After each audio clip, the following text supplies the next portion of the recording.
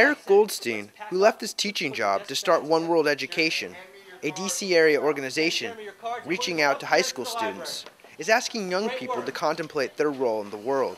I think what we're doing is we're bringing the global to the local. We need to analyze what she wrote. Will it work in the community? Remember, we're students who are taking a responsibility to change our communities. Eric's high school students at Seed Charter School in DC spawned the idea that students' reflections on the world can be a valuable teaching tool. He since has made it his mission to bring students' voices to education. What I was experiencing is that young people were having incredibly powerful learning experiences outside of school, but they weren't completely motivated when returning to the classroom. She keeps on talking about how ethnocentricity has become almost a part of American culture in and of itself. And I think by saying that... Eric is proud that his work has been inspired by his students, and that their work is empowering and teaching other students. And because it starts with his students, Eric is giving value and ownership to students' ideas and thoughts about the world. And he utilizes modern technology, such as Facebook, to stimulate the conversation. Let's be sure from what she wrote, can we answer those questions? So let's think about what she wrote. Let's talk about it as a group. In around 10 minutes, we're going to share with the rest of the class, can we answer those important questions? So we asked students to write about whatever they care about.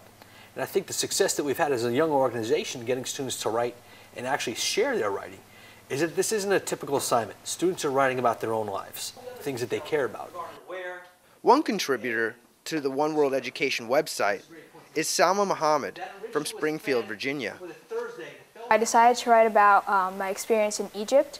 I was originally born in Washington, D.C., and when I was 9 years old, I moved to Egypt. Salma's reflection discussed her observations about the differences between her education in Alexandria, Egypt, and her education in Alexandria, Virginia, and how that influenced and affected her. As well, she discussed her own ancestry. Her reflection was then used and discussed in class as a teaching tool for other students. They become published writers. We share their reflections with our team of teachers. We build curriculum around what it is they've written. We post it, we make it freely available to teachers through our membership, and teachers return it to classrooms. So essentially young people in DC classrooms are learning about the world, culture, and global issues from other young people. Eric is finding that students that aren't normally engaged are very interested in learning through other students' perspectives and reflections.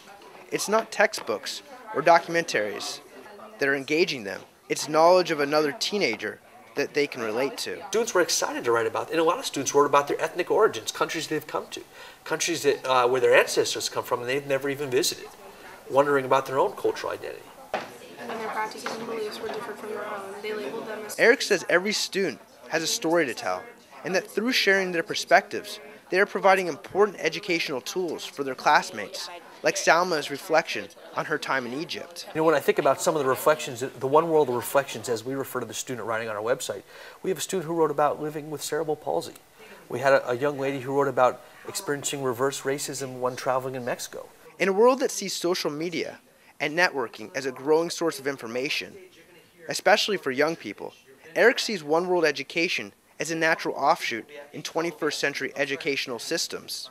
Peer-to-peer teaching is in natural alignment with peer-to-peer file sharing or posting a Facebook status update.